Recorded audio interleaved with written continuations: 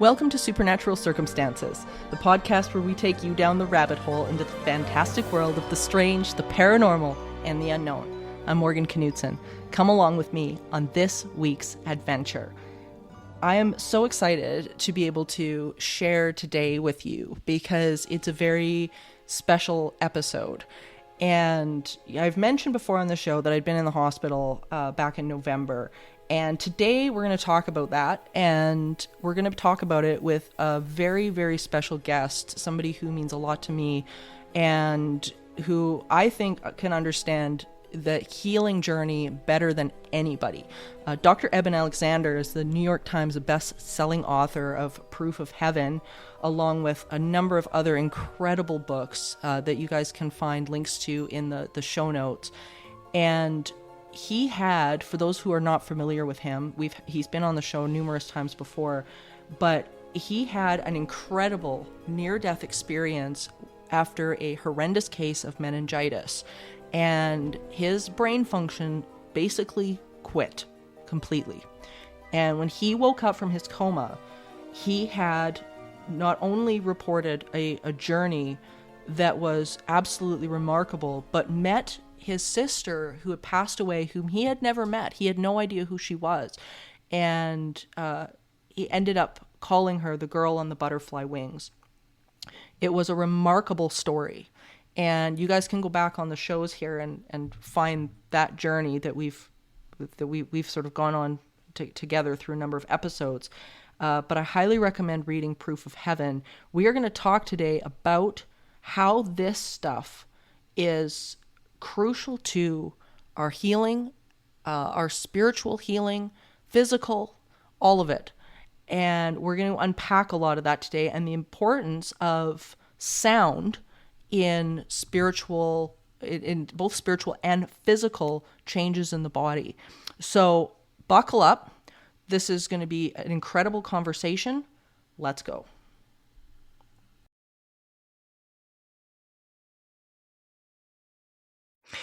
Well, this is going to be such a great conversation. I know I'm ready to share some things that I haven't yet before, and I'm really grateful, Dr. Alexander, that you're the one that I get to share them with. So thank you so much for being here. Well, Morgan, thanks so much for having me on again. It's great to be with you today. It's just so good to see you. And, every time we've had a conversation, I have come out further ahead, I feel, than what I was before. And recently, I'll talk about this a little bit, because recently, in November, and many of the people that have listened over the last number of months know that I was in the hospital with a severe GI bleed. And not only did I make it through that brought me be close to a near-death experience of my own, but also 5 days in the hospital that were very, very trying, with people who did not see my well-being and refused to see my well-being and not wanting to help me forward. So I fell back on every single thing that I've talked about on the show, that I've talked about with you and Karen. It has been a very spiritual experience. And as I was saying to you before we started, a remembering of who I really am and my own well-being, even when other people couldn't see it. Mm-hmm. Well, it's fascinating, but it's all the more reason to get this kind of story out to the world, so people who are facing the kind of challenge that you had back in November can go at it with some real spiritual strength and, hope for soul growth to come out of it all. How did all that unfold for you in terms of the illness, how sudden it was, and kind of your recognition of all that, and kind of any elements that helped you kind of rise above it because of our spiritual discussions? Well, it started out, oddly enough, with a bout of food poisoning. And the vomiting from the food poisoning tore my stomach. And so the one day my stomach had just had enough. And it just decided, okay, that's it. And I literally was looking at sitting in my own blood in the middle of my apartment. It was It was unbelievable. And I didn't know at that point what the hell was going to happen. But what was interesting was that my mom, who's a registered nurse, thankfully, was home, and knew what to do, called 911. And interestingly, as dire as it looked, my instinct, mentally, internally, everything was like, no, you're going to be okay. Like, it's okay. It's okay, which is weird when you're sitting there in that much of a mess. But it's like, no, it's all right. And so I thought, okay, I'm just gonna go with it. And I was very careful to keep my intellect about me, because I'm like, I know I need to be asking questions. I have to be very aware, like just intellectually as well. And so I ended up in the hospital twice with this. And the second round, I ended up with some nursing care and doctors who were lovely, and I kudos to them.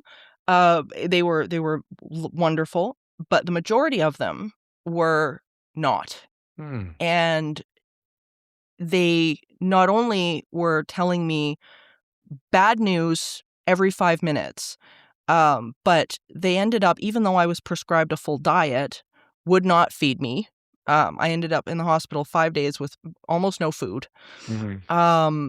And it was, I have to say, like, there were moments where I was just going, I don't know if I'm going to make it out of here, not because of the illness, but because of the care that was going on. And that's when I really found that I was leaning back on so much of what you and I have discussed, where I was just like, the external circumstances don't determine my well-being and my course through this.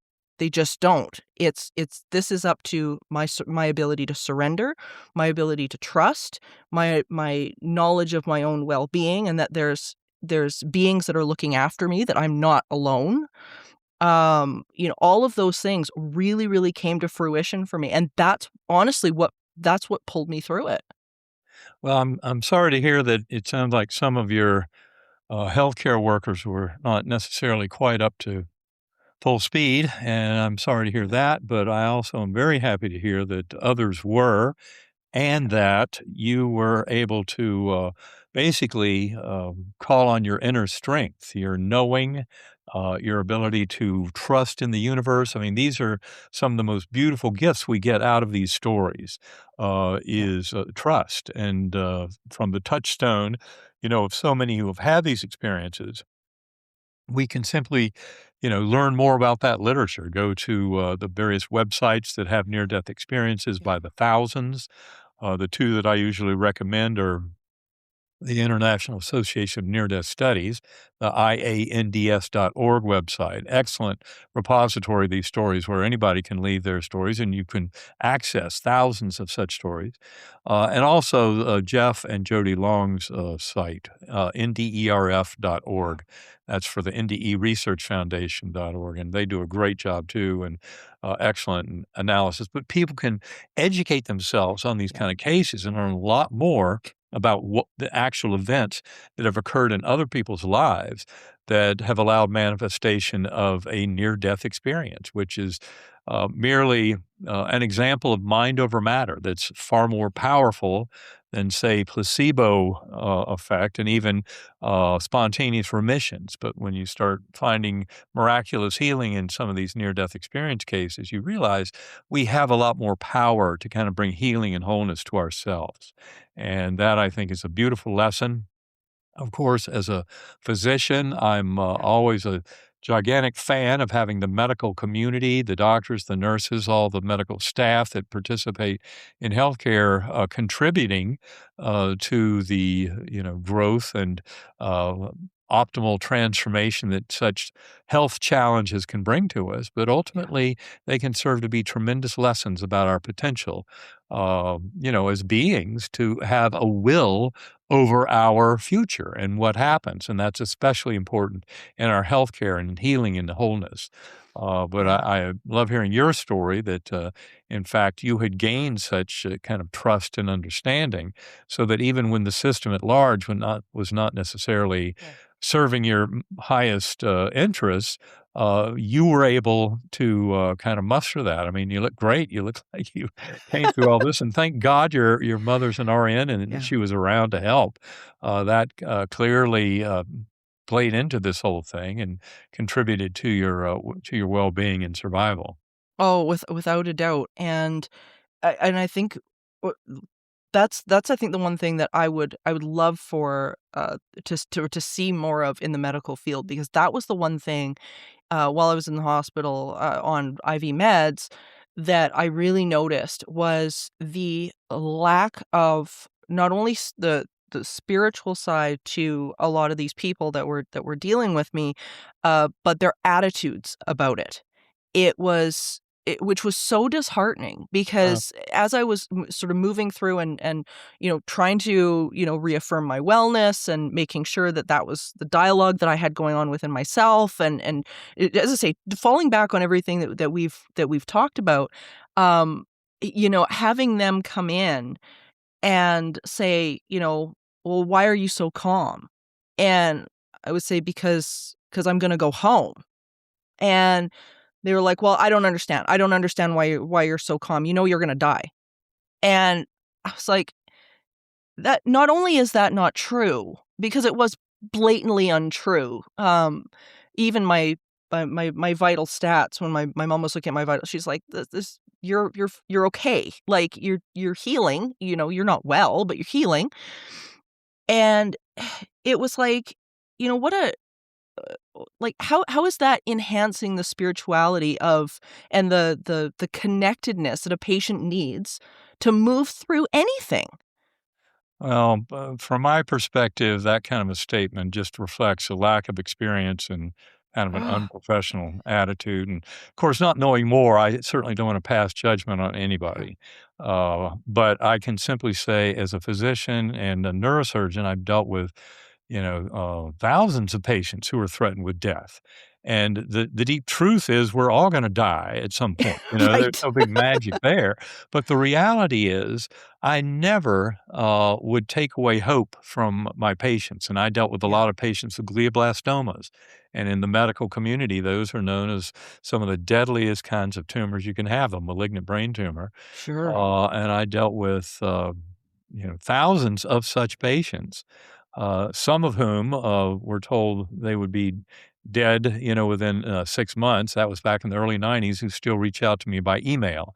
They proved people wrong. And I love it Yeah. when patients prove their doctors wrong and kind of outlive expectations. In fact, I've heard some very humorous stories of the occasional old fashioned doctor who was kind of loudly announcing that someone was, close to death and not gonna make it, and then the patient outlives the doctor. So you Oh hear my those gosh. stories many a time, and they're always kind of, um, you know, I like hearing that. The I patients, can't blame you.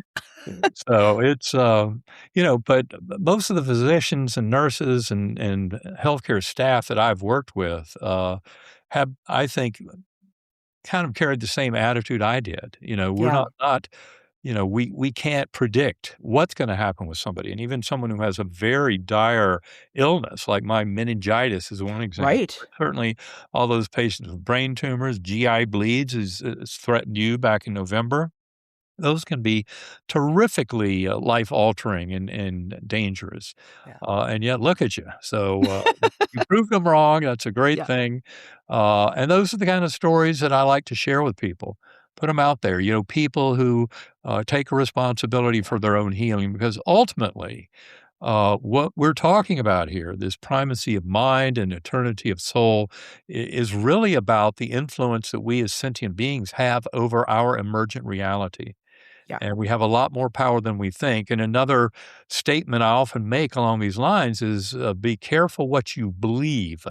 And the reason is, your beliefs can be falsely limiting just as Yeah. much as they can be too wide open. And I love in our book, Proof of Heaven, we have a quote from Soren Kierkegaard where we say there are two ways to be fooled. One is to believe what isn't true, but the other is to refuse to believe what is true. Oh, And yes. especially with quantum physics and with a lot of modern medical observations of people, you know, thriving and surviving over incredible illnesses, we find that it's important to acknowledge that people can have an influence on their own well-being, on their own healing and wholeness. And from my perspective, the shortcut to the big answer is to live your life with unconditional love, kindness, compassion, mercy, acceptance, forgiveness for self and for others. Yeah. And, kind of honoring the higher soul and the highest good and the win-win situation.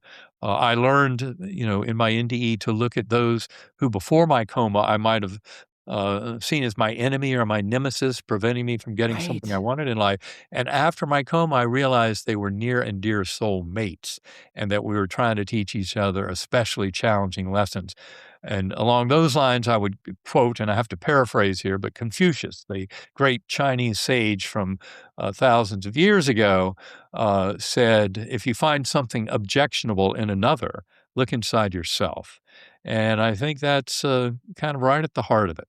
And the more we can show love and compassion and kindness for our fellow beings, and that begins with showing true kind of compassion for ourselves as the divine, spiritual, interconnected souls that we are. And start sharing that with the world and acknowledging that we have power. And with that power comes responsibility. Yeah. That's a very important aspect of it, and that's why life reviews, I think, that occur in about half of all near-death experiences, life reviews are a very important ingredient. They're essentially, the golden rule, treat others as you would like to be treated, written into the very fabric of the universe, and the reason I can Yeah. say that is that, something like, around 80 some percent of people who have had, life reviews, in a near-death experience describe it as from the perspective of everyone involved. So if you've been Mhm. handing out pain and suffering to others in the life review, that comes back at you. So in Yeah. other words, golden rule, treat others as you would like to be treated. It's very firmly established in the literature on near-death experiences. It's something we should all expect.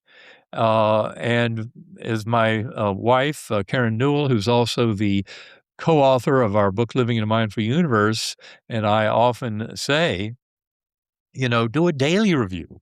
That's what Karen told me. Why wait for a life review?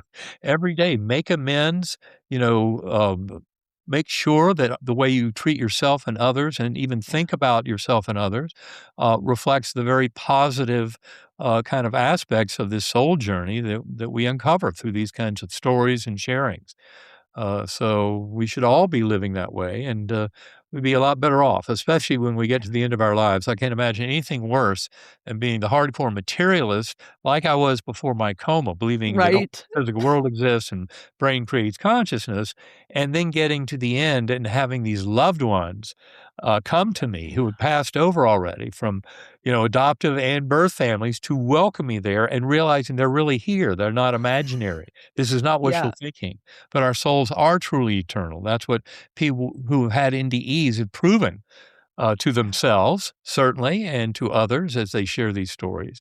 But it really is about growing into that higher soul. And, you can pat the little ego voice in your head, pat it on its back and put it in timeout for a while with meditation. But to me, meditation, centering prayer are all ways that anybody, you don't have to have a near death experience to get to this kind of knowledge. You just have to be aware and awake. And sadly, many of us are not really that awake. This is about awakening to that kind of higher soul and that grander aspect of self.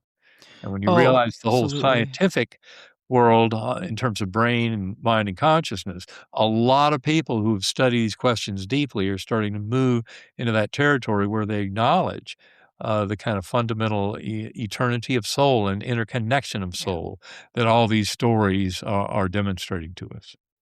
Oh, absolutely, and eh, I love what Karen was saying about the life review and being conscious and present daily, because I think that's so key, is that people often have an idea of, oh, if you're a good person, then it's all just about karma, that there's good people always get good things back, and it's really they've got sort of I think a skewed version of karma, and not understanding that it's really about being present and what you're attracting. It's what your thoughts are. It's about what you're telling yourself. It's not whether or not your ego has determined whether you're good or bad. It's Right. something far, far deeper, where when we're moving forward and we're being present of others. And I mean, my little snake Galen, I mean, he was hands down the one of the top supports that I had getting through this. And bless his heart, as upset as he was about everything that had happened, when I got home from the hospital, he changed his sleep schedule, his natural sleep schedule, to match mine, so Mm. that he could be up with me when I needed him. That's And fantastic. it was That's just beautiful. incredible. And, this little guy who's usually, I mean, he's up and he's playing and he's busy and he wants to go do his thing. And if I needed to sit down, because I was still having dizzy spells during that time period, I had seizures when it happened. So I'm still Mhm. dealing with some of the neurological effects from that, even now. Mhm. But bless his heart, it was like, oh, mommy needs to sit down. And he would come and he would sit with me, and he would put his little tail over my arm, over my leg, and he would just sit with me until I was ready to get back up. Beautiful. And, and here he was, this little soul, being understanding what you just said, Mm. and understanding that presence, understanding that this is something that, we do daily with each other. Mhm. And it doesn't, like you saying, it doesn't have to start with some great big catastrophic event. This is things that we can do daily. Now, you were mentioning a little bit about a little bit about your experience in connecting with these entities and these spirits. Did you find once you had come out of the coma, did you find that that connection with them continued into your healing? Yes, it has. Yeah. Now, important to point out that a lot of that has been through meditation. Yeah. Yeah. And initially, for one thing, it took me 2 months after my coma for all of my memories to return, because one of the unusual aspects of my near-death experience was a complete amnesia for my life. I had no memories of my life, of Earth, humanity, this universe. And in the months and years after the coma, I came to see why that was. But in the initial phases of trying to understand it all, after 2 months post coma, when my memories had all returned, and uh, my approach to it was really reading books. I was reading other people's spiritual experiences. I was reading about quantum physics, kind of advancing my knowledge of the deepest aspects of neuroscience and kind of origins of consciousness. And I read about 150 books over those first 2 years. But I came to realize, no, the only way to really start to understand that experience I had, that was so vexing and completely defied everything that I thought I knew about neuroscience, because meningitis is such a perfect model for human death, by Right. wrecking the neocortex. And I had a very global case. It was all over my brain. There was no place left unscathed.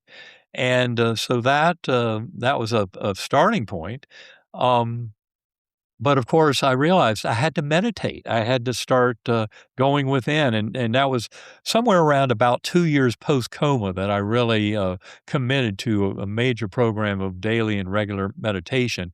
And it's right around that time that two things happened. Really, I was invited to go speak at the Monroe Institute, and to start teaching one of their courses called Lifelines.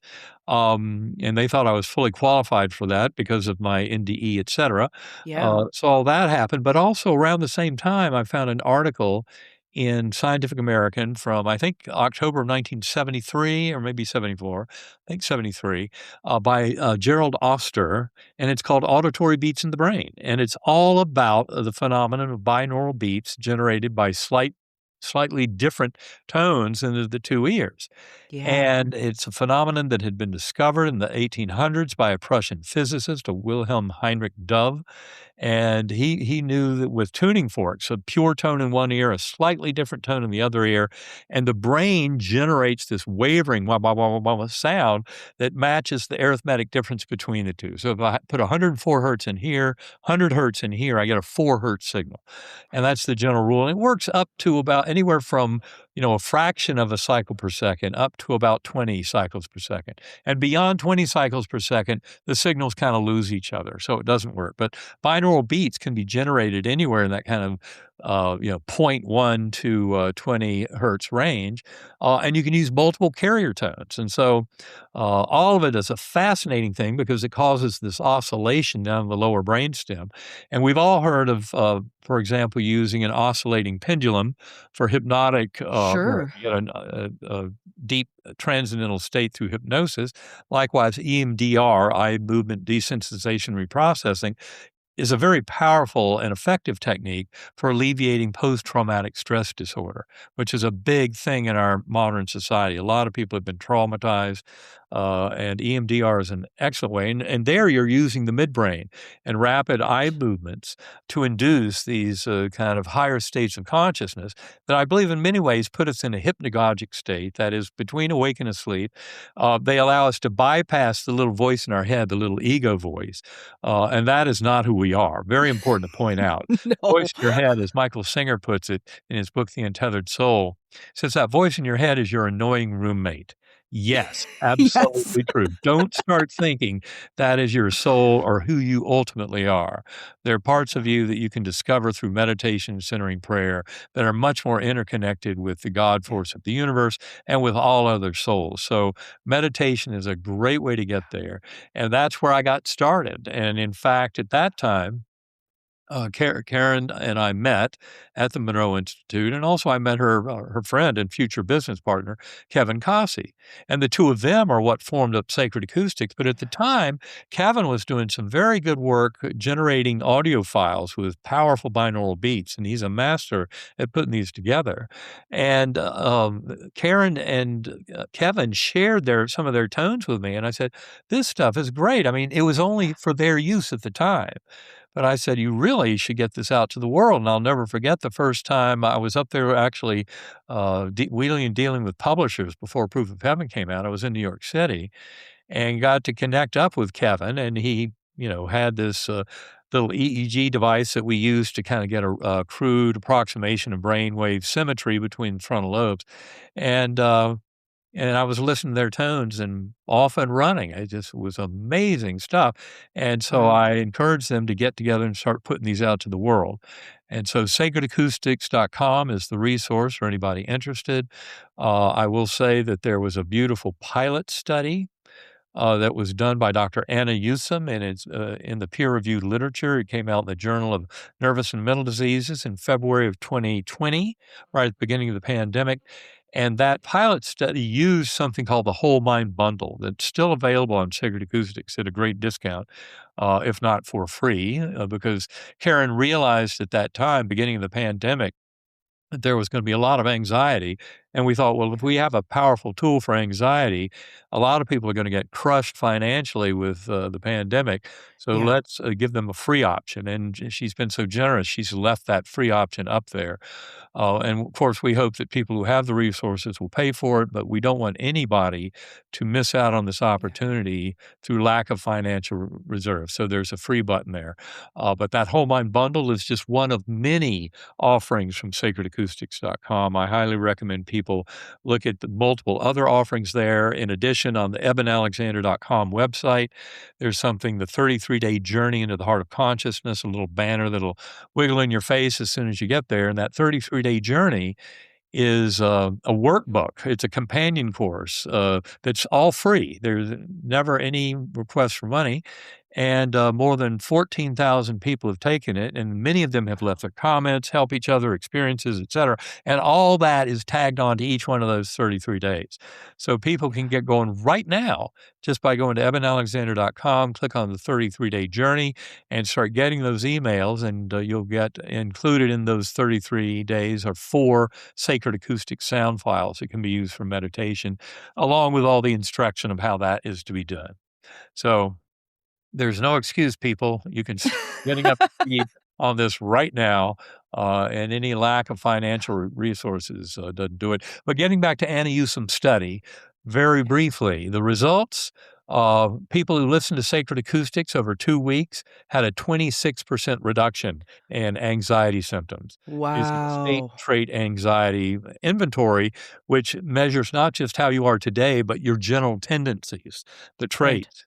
And so people tend to improve over time, and much less anxious. And so 26% in those who listen to the tones, only a 7% reduction in people who got standard talk psychotherapy for those 2 weeks. Wow. So just listening to these tones was a powerful way to get relief, from a lot of the angst of the day, and certainly from anxieties. And I promise you, there's a lot more going on there than just relief of anxiety.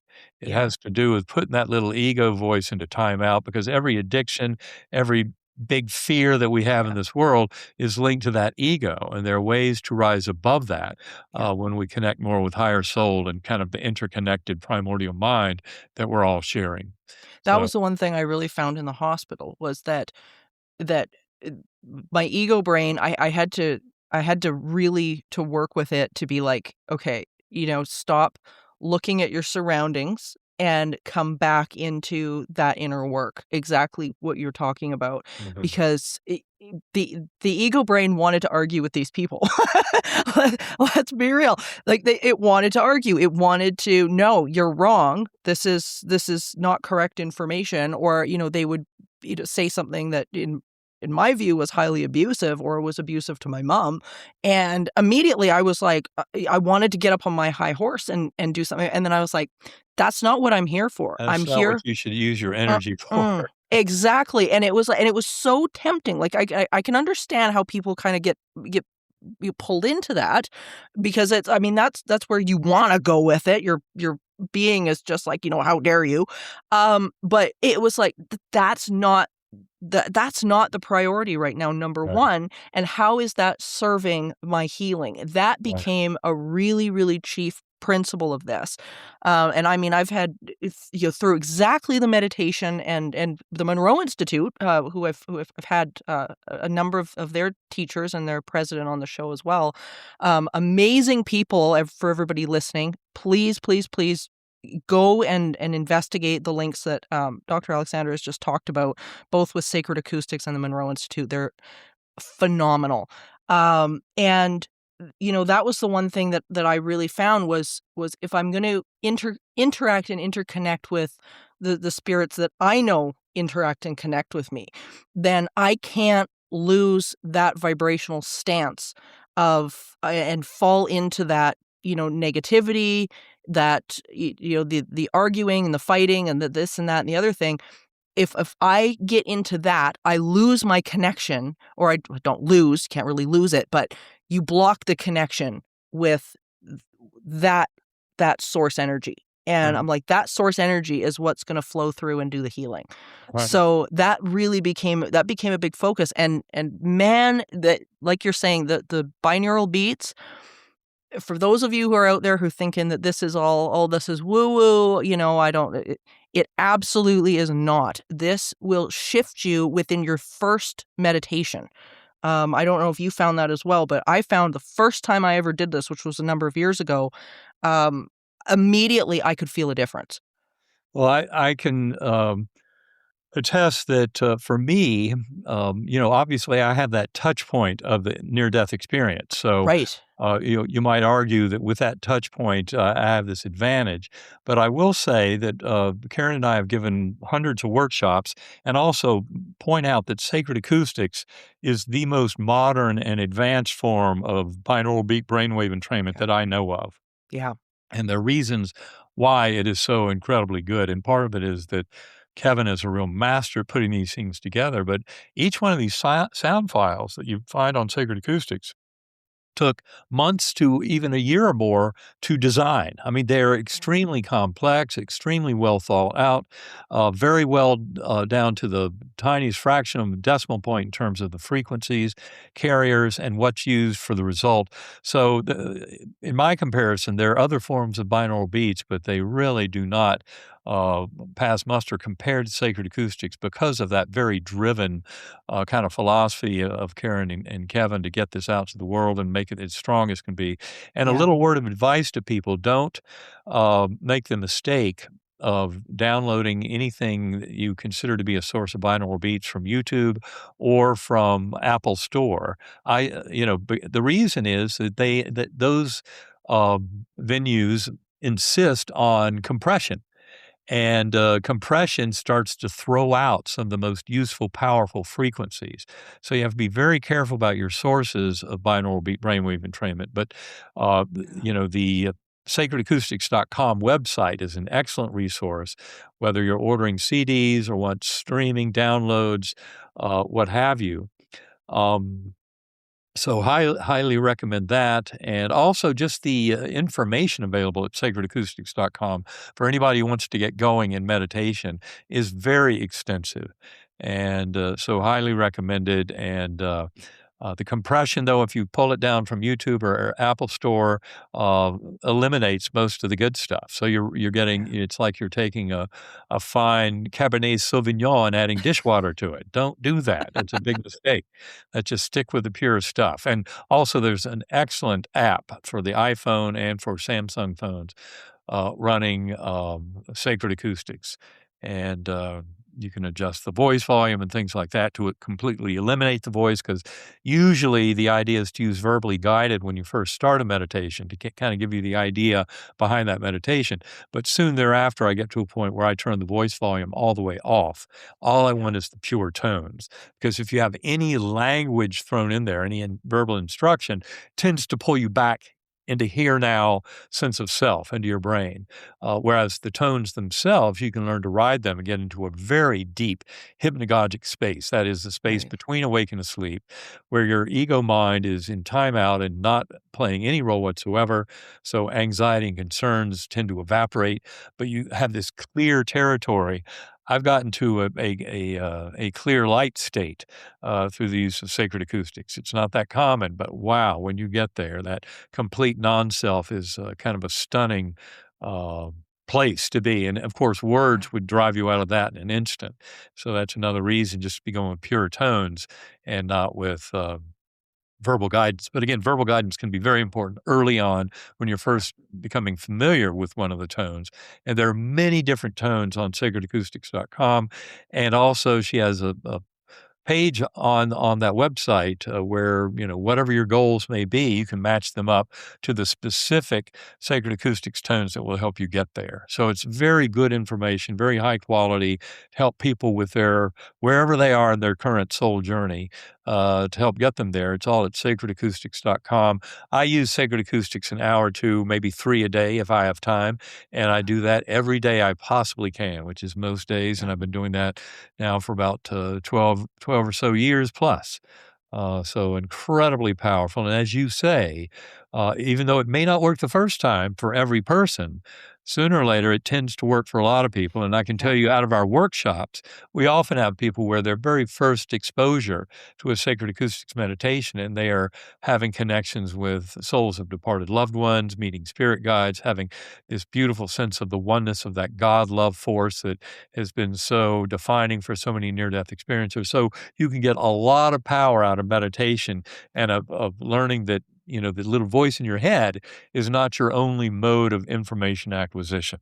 And that little voice, in fact, is your enemy for a lot of spiritual targets and goals. So learning to navigate that hypnagogic space and take what material the world gives to you, the universe gives to you, can be very valid.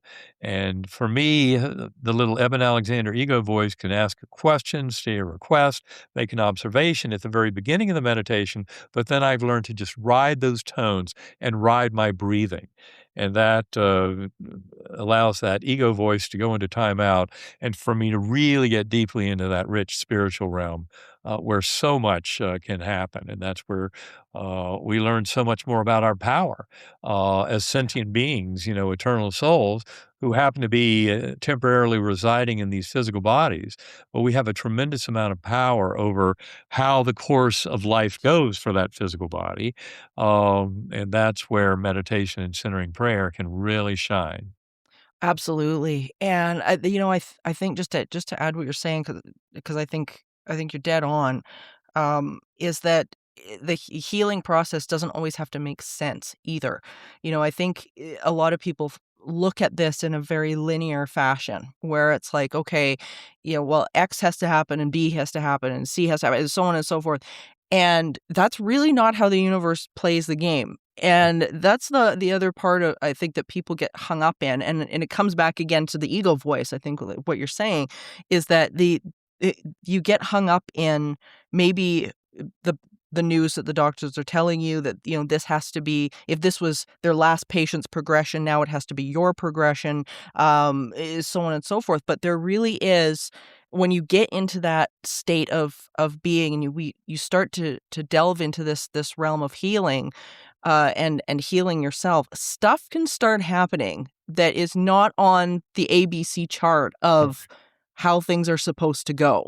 And the universe just doesn't play by the ego's rules. It just Right. doesn't. And it's like, if we can get out of the way of that, which I think meditation really helps us do. It helps us get the hell out of the way of whatever source has got going.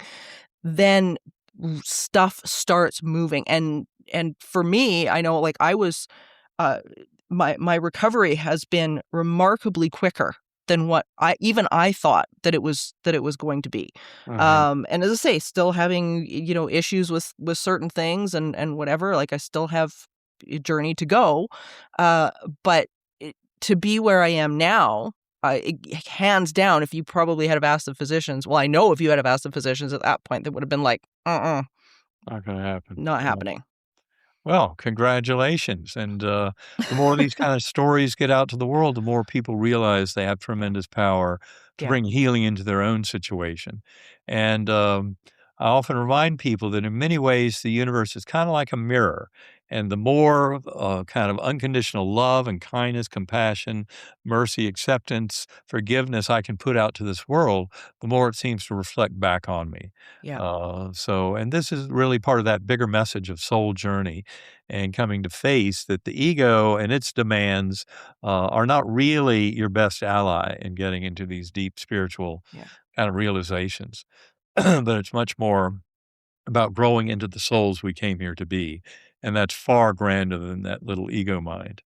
Oh, yeah. Like, and I think too, it's one of the things that I've learned throughout this has been taking a hard look at the people around me as well. And their response to what has happened has been very eye-opening and very heartbreaking in a lot of ways, because I've had people who I did not expect to step up. And then I've had people who I've had at my dinner table who have literally said, "Sorry, I'm too busy. Too busy. Oh, Too busy to visit, too busy after I got home from the hospital." Maybe one text message, no phone calls. And I think, I mean, in a way it served me, because it was, as I say, it's information, it's knowledge. It's I don't think they were supposed to accompany me forward. I think their right. role was over. But it was very shocking to see sort of this line that was drawn between the people who were like, what can I do to help? Because, like, I don't drive, so I mean, bringing things into the house after I got home was very Mm, difficult, because, if you can't walk there or take the bus, then it's not right. coming into my house, and I couldn't. And my mom thankfully was there and could take the bus, but she was weighed down with the burden of me being sick, and I couldn't really be left by myself for a little while and whatever. And it was, yeah, it was, that part was another part of the journey for me, was like, no, no, no, that's okay. They're not supposed to be here. and maybe their time is done, and there's a new aspect of this journey that's unfolding, that's coming, and I have to be open to it rather than sit in the negativity of bitterness or blame or anger. Right. It That's no place to be. it's not, and Gratitude is a very important ingredient to remember. bingo. All the time, everywhere, with any Yep. situation, gratitude for every breath. Yeah. Oh, that was, one of the most beautiful lessons from my near-death experience was a tremendous focus Absolutely. on gratitude ever since, and Yeah. a realization that, each and every, one of these breaths could be my last, but I've come to learn that I can trust in the universe to take care of me. All is Yes. well is another way of putting it, and if you have a big enough perspective, you come to realize always that all is well. Those are the words I Yeah. was uttering to people around me within 30 minutes of waking up from coma Right. and being extubated.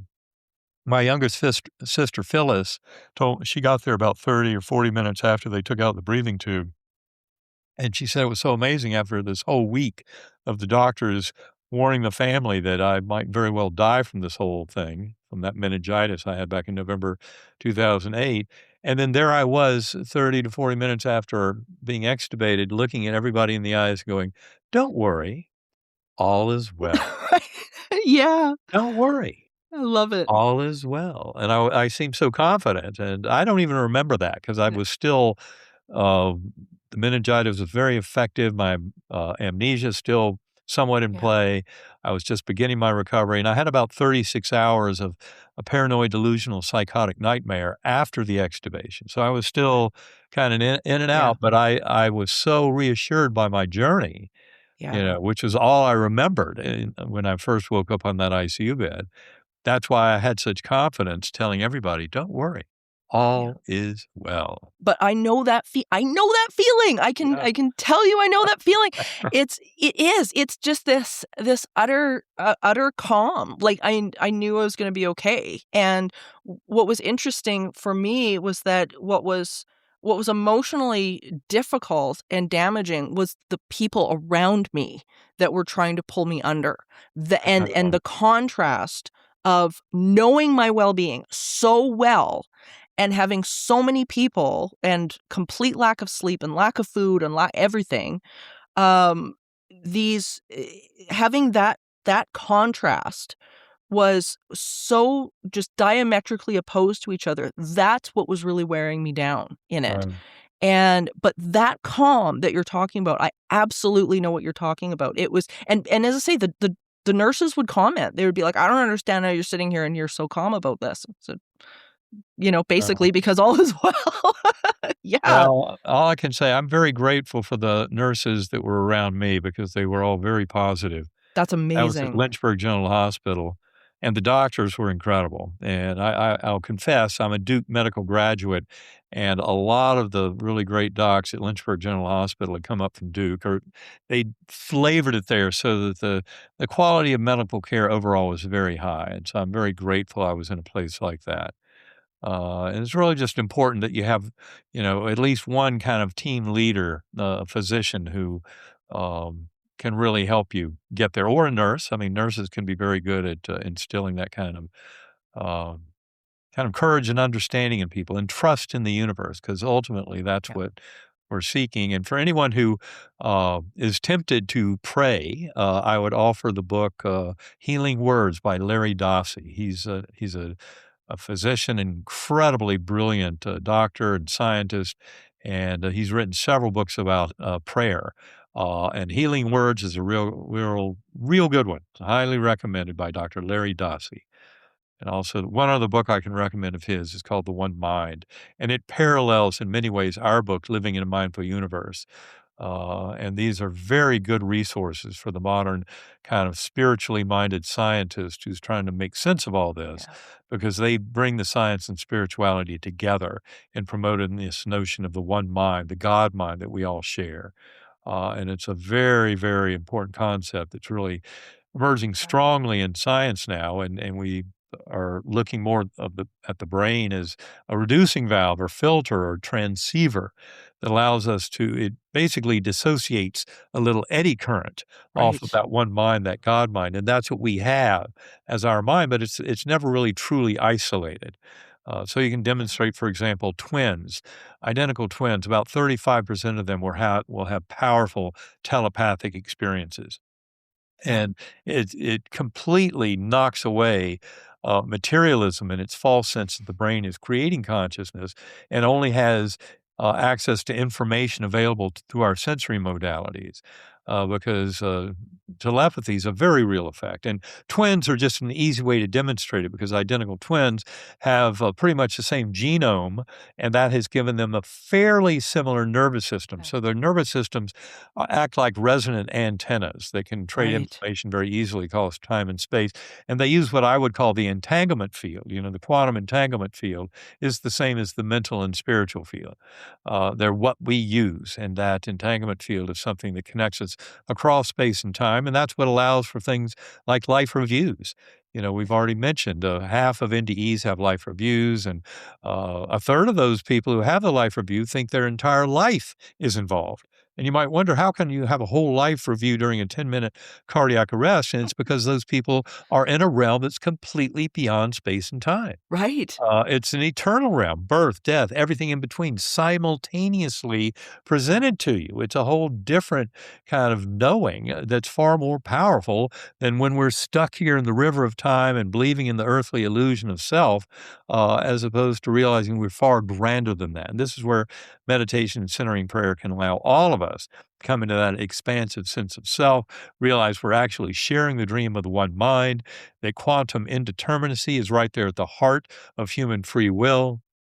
And also, we need ultimately in our ontology, that is our understanding of reality, we need to work in the fact that these life reviews are so comprehensive. They're a reliving of events, not Yeah. just a remembering, and that they involve all souls involved are reflected in the life review and your perceptions. Your subjectivity during the life review is not only yours, but it's that of those around you who were influenced by your thoughts and actions. And that's why I say we're sharing the dream of the one mind. But the very fact that in life reviews there's a reliving of events, not just a remembering, should Yeah. tell you something about how important our existence is to this universe at large. It does matter. Our thoughts and actions matter a lot. And that also means we have a tremendous responsibility to treat each other and all of our fellow beings, not just humans, but animals too, Yeah. with the respect of being, the sacred divine entities that they are in the spiritual universe.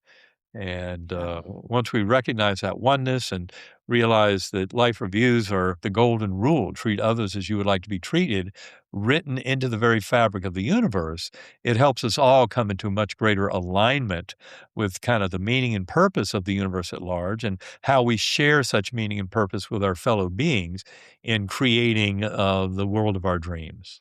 Yeah, and everything that I've ever read about the life review, and from people that have come back, they've all said that it's very non-judgmental, as I think many religions and whatnot sort of pin this idea as, you're gonna be judged at the gates, and I don't get that impression from anybody that has come back, that it's No, it's a it's not a judgment no. because in the life review, we get to experience it. We get Yeah. to feel what it's like to receive what we dish Right. out to others. Yeah. So it's a very effective and practical tool Yeah. for teaching us, don't hurt others. If you hurt another, you're hurting yourself. Yeah. And the life review is a beautiful example of that. And so there's no judgment from anywhere else. It's just we would all tend to be better treated. And in the life review, if you've been mistreating others, you feel what that felt like, and it doesn't feel good. Yeah. So Yeah. I think life reviews are ultimately why all of humanity, in spite of the recent transgressions, with the warfare and violence in Ukraine and Middle East, those are horrific kind of steppings back into the past. But if you look at the history through 20th and early 21st century, and look at number of say violent crimes and um, battlefield deaths, et cetera, humanity has actually been improving tremendously up Absolutely. until these two major backward steps that happened in the Middle East and Ukraine. But overall, humanity is gently being nudged into a far more positive, harmonious way. And I would argue that that's largely through life reviews having this effect. That's really interesting. You know, hadn't thought about it like that, but yeah, I mean, it, people that more and more people are coming forward, of course, having these near-death experiences and having these, have not only the life reviews, but I think connection with non-physical in general, no matter how it comes to them. And because that's one of the things that I've noticed as well. Like, I mean, I used to get called all the time to do, shows like haunted hospitals and like sort of these ghost shows and things like that, just to come on, just to talk about parapsychology and Right. whatnot. And they always wanted the fear narrative about non-physical, and I was never willing to give Right. it. So oftentimes I would go in and I would shoot these shows, and then half of my stuff would end up on the cutting room floor because I wasn't feeding the narrative of that this is a big scary thing that we're connecting with. But what I've found really interesting is that I think I've outlasted them Right. because those shows are now fading, Right. and this information is now becoming more dominant. Their ratings, like for not necessarily those ones, because those ones haven't been on for a while, but those types of shows, the ratings are falling, and they're not getting renewed. There's been a number of people online that have pose the question, well, why is that? Why are these shows falling away? What's everybody's opinion on this? And I said, and I've told them, I think that's what's going on. I said, I think people are connecting with this stuff on a genuine level. They're understanding that this connection with non-physical isn't this terrifying thing. It's wonderful, beautiful. It's an experience we're supposed to be having. And now they're looking for more. They're looking for something that's more tangible, real. Right. And so things like, your sacred acoustics, all of those things are tools that people can be using to get that answer, to get more out of what this experience, I think, is supposed Right. to be. I agree. And I think also in some ways the world is maturing. Yeah. And a lot of the kind of fear factor is more of a kind of a childish response to it, and more of the Yeah. acknowledgement of the potential for amazement, beauty, and the reassurance of long-term soul connections and binding force of love Yeah. replaces that kind of childish fear with a more active, kind of mature curiosity about, well, what really happens? What should I expect when I leave this world? Yeah. And that's where I think maybe uh, the demand for the type of shows is shifting over time. Now, many people would remark when I say we're having a general maturation, they would look at our political situation and say, well, "What are you talking about?" Because obviously, the political situation in our current era, in the United States at least, Oh, is in Canada too. well, it's Yeah, just we're a mess up here, believe me. it's abominable. Well, all I can say is, don't lose hope, people, because Yeah. what I would say is a lot of the kind of recoil and conflict and polarization you see in politics is driven through that fear factor. Fear, fear, Yeah. fear, fear. Push the buttons. And a lot of it is just about clickbait. Some of it is Yeah. confusion about AI and misinformation and disinformation that Yeah. might be enhanced from AI. But ultimately, this scientific revolution that we're talking about, that is that no, physicalism, materialism is false. Most scientists have come to conclude that is true.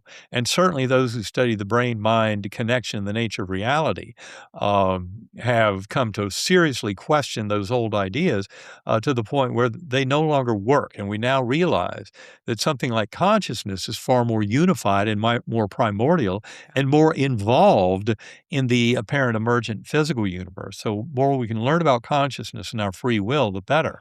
And this is why meditation, centering prayer, all the scientific work, for example, that we discuss in our book, Living in a Mindful Universe, um, it's all about the one mind, that God Yeah. mind that we all co-create with. But we're also all interconnected. That's why it's so important to remember that binding force of love is a tremendous force of healing. And my advice here is that a lot of the political conflict that you see in many ways is kind of manufactured, and it is part of a recoil of the fundamentalists who realize that their petty little notions are going to end up on the chopping block and on the cutting room floor as this paradigm shift in science pointing to the oneness that we all share, that oneness with the God mind, that binding force of love, and all the healing and wholeness that it can bring to this world. That's the way this humanity is going to move forward. It won't be through the crazy, fear-based, politically polarized insanity that you currently see among some of our political folks. I Yeah. won't go any further than that. But the bottom line is, I'm optimistic about the future, but that involves a future that is transforming radically from the status quo and how we got here and to a far more positive direction of unification, where we realize we're all in this together and that human beings are here to help other human beings and to make life better on this planet, not worse. Well, I completely agree with you, and I love it. And I think that's a great place to break this conversation. This has been so wonderful. Thank you so much for being here and doing this. I'm going to put the links to everything in the show notes so that people can just go and start clicking and get going with this process, whether you're going through something medical right now, or you're just going through maybe an emotional crisis, or whether you're just totally okay and you just want to expand what you're doing. Right. Wherever you are on the journey, this is such a great place to start for everybody to just reintegrate those practices and have something, no matter what's going on in your experience, that you can lean on and fall back on, because you just like you and I've talked about, you don't know what's gonna go on. You need the thing to be able to fall back on, so that when stuff goes down, that you can move yourself through it, no matter what's going on externally, whether it be stress from the internet, or stress from something that's happening to you. Right. So I think it's just wonderful. So thank you so much. Well, good. Well, thank you, Morgan, and thanks for sharing your story. So glad you're doing so well, and a beautiful example of how kind of trust and strength sensed with the universe can aid in healing. So glad it worked in your situation. Thanks for sharing that. You and me both. All right.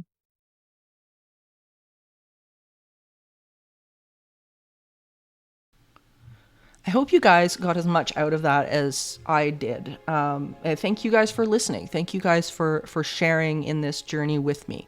It's been an amazing one, and I'm so grateful every day to be able to do this show with you guys, and for all the listeners out there who really, really cash in on this, that really grab the links, grab the books, read the stories, and are involved in this incredible journey, because it's not always an easy one. Sometimes things manifest that we have to get through that are teaching tools to create something more, to expand consciousness. And I think that's really, really what's gone on with my own experience. I know with Dr. Eben Alexander, I know he would say the same thing, that things happen to us.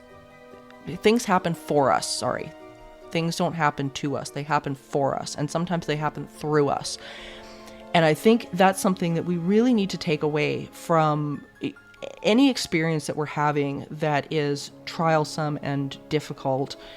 And even in the moment, be able to find the gratitude for the little things, the tiny things, which is something that I had to practice pretty hard in November. But when you have that to fall back on, when you really, really have that to fall back on, and you do the work, and you have a foundation, whatever that looks like for you. We're not saying that there's one right one or one wrong one. Everybody's got something unique to them. But these practices, let me tell you, will help you along the way, whether it be to enhance a spiritual practice that you already have, or create something brand new for yourself and create that connection. but it's so precious and is so important. And I thank you guys for being here and moving through this with me. I highly recommend, please get Eben Alexander's books and go to his website, download the 33 days. It's remarkably incredible. And this is a guy who knows what he's doing. He knows what he's talking about. If you want to get started, what an amazing way to do so. So that being said, thank you for joining me on this incredible expedition, my dear listeners. And remember, there is no line between the natural and the supernatural. All is consciousness. Until next time, stay curious, friends.